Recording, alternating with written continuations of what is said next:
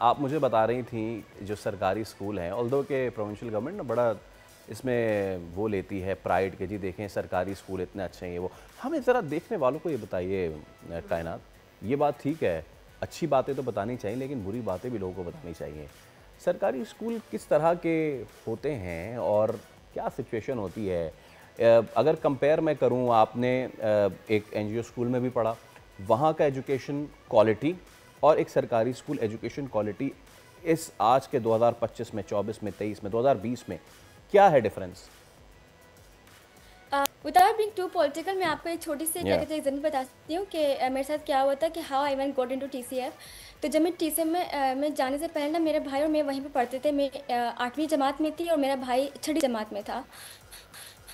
तो मुझे मेरे बाबा किसी ने बताया कि यहाँ पे एक स्कूल खुला है, अपने बच्चे को वहाँ पे दाखिला करवा दें, क्योंकि ज़ाहिर सी बात है वो मेरा सोचते भी नहीं थे खानदान वाले कि बच्चे को पढ़ाएंगे कि नहीं पढ़ाएंगे। तो मैं जब टीसीए का टेस्ट देने गई, और वो मैं अपने भाई के लिए गई थी, मेरा इरादा भी नहीं था वहाँ जाने का। तो जब मैंने जब स्कूल देखा, और मैंने तो I M became a huge fan, और मैंने अम्मी से ज़िद करी कि मुझे बस यहीं पढ़ना है। क्या है मेरे पेज मतलब लाइब्रेरी देखी है, टीचर्स को मैंने पहली मर्तबा देखा है। मैंने पहली मर्तबा देखा है कि क्लासरूम छोटे थे और टीचरें ज़्यादा थी। वाह! गवर्नमेंट स्कूल में मैंने देखा था हम लोग 82 लड़कियां होते थे और एक टीचर आती थी सिर्फ पीरियड्स को पढ़ाने के लिए। और जब मेरे टीसीएफ ने जिद विद करके अम्मी को मना लिया कुछ करके, जब टेस्ट लिया तो मैं टेस्ट में फेल हो गई थी टीसीएफ के। उन्होंने बोला आप तो भाई 9 के लिए रेडी भी नहीं है। तो मैंने उनको जिद करके बोला, मैंने कहा no I don't want to go back, क्योंकि मुझे यहाँ की लाइब्रेरी, मैंने कभी लाइब्रेरी भी नहीं देखी थी अपनी ज़िंदगी में।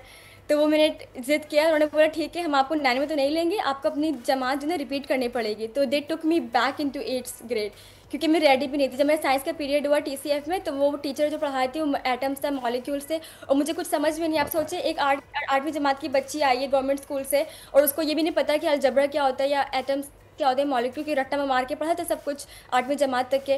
फिर टीसीएफ ने बहुत मेहनत करी मेरे ऊपर, आई एम वेरी ग्रेटफुल कि जो मैं 3 साल वहाँ गुजारे, it prepared me to actually compete in a Pakistani base scholarship. और मैंने कराची ग्रामर स्कूल के बच्चों के साथ और बीकन क्या कहते हैं हाउस के बीकन ग्रामर स्कूल के बच्चों के साथ मैंने जो ना कॉम्पीट किया। And I think because kind of I became ready with in those 3 years।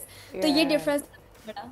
Right, school का बहुत ज़्यादा फ़र्क पड़ता है। I have been there myself. जब बच्चों के स्कूल चेंज होते हैं तो उनको रियलाइज़ होता है कि मेरे पिछले स्कूल में क्या चीज़ें नहीं थी या क्या था और यहाँ नहीं है। और वो एक जो कॉन्फिडेंस बिल्डिंग होती है वो बच्चे के लिए बहुत ज़्यादा ज़रूरी होती है। कई बार आप तो वैसे बता रहे हो कि एजुकेशन का गैप था, बट कई बार बच्चों में सिर्फ कॉन्फिडेंस की कमी होती है। अभी भी हम स्ट्रगल करते हैं कायनात, जब हम बच्चों अच्छे अच्छे स्कूलों में एक बच्चे की इंडिविजुअलिटी स्कूलों में नहीं निकाली जाती, which I think your NGO school did for you, कि उन्होंने आपका हाथ पकड़ा and then they lift you up. यहाँ अभी भी ये मसला है, अच्छे स्कूलों में भी ये मसला है कि बच्चों को उनकी कमियों के ऊपर काम करके नहीं उभारा जाता, बल्कि उनको साइड पे कर दिया जाता है अगर उनकी कोई कमी होती है। बिल्कुल बिल्कुल, इसी तरीके की बात है। आई 100% एग्री विद यू। और मुझे लगता है कि मेरे अंदर कॉन्फिडेंस थोड़ा था, लेकिन वो कहीं छुप गया था, वो टीसीएफ ने दोनों उभार दी। मुझे याद है मेरी टीचर्स थी, I needed her female role model growing up, क्योंकि मेरे खानदान में कोई औरत नहीं पढ़ी लिखी नहीं थी। मैं गई तो वहाँ की टीचर जो है ना साइंस पढ़ाती थी, वो कुछ डॉक्टर्स थी, और वो मुझे इतना मोटिवेट करती थी। उनको बोलती थी कि मुझे डॉक्टर बनना है, मुझे ये बनना है। और मैं कहीं बोलती थी कि मुझे इंजीनियर बनना है, फिर मैं कहीं बोलती थी कि मुझे डॉक्टर बनना है। मेरी टीचर से बोलती थी हाँ तुम सब बन लोगी, and they were that motivating, they will हाँ एनीथिंग आई वांट कि मुझे ये बनना। टीचर की टीचर बोलती थी yes you will be become like that. हाँ। कायनात, राइट नाउ अब आप क्या कर रही हैं मुझे तो ये बताइए। आपके वहाँ पे कैसा एक्सपीरियंस है? एंड वन मोर थिंग, आप जिस एरिया में पली बढ़ी, फिर जिस स्कूल में इम्पैक्ट आता है ना, इंसान के जहन में ये ज़रूर आता है कि यार जो मैंने चीज़ की है, जो मैंने स्ट्रगल किया है, मैं अपने लोगों को, इर्द गिर्द को, अपने फैमिली मेम्बर्स को उससे स्ट्रगल ना होने दूँ। तो इस तरह के आपके प्लान्स हैं? जी बिल्कुल, और मैं अभी भी उसी के ऊपर काम कर रही हूँ। तो अभी तो मैं मास्टर्स कर रही हूँ एजुकेशनल पॉलिसी में विद अर्ली चाइल्डहुड एजुकेशन, क्योंकि मैंने मिनेसोटा में पहले 2 साल काम भी किया था थेरेपिस्ट के तौर पे। I was working as a kids therapist and I was working with right, autism. Great. Autism के ऊपर काम कर रही थी।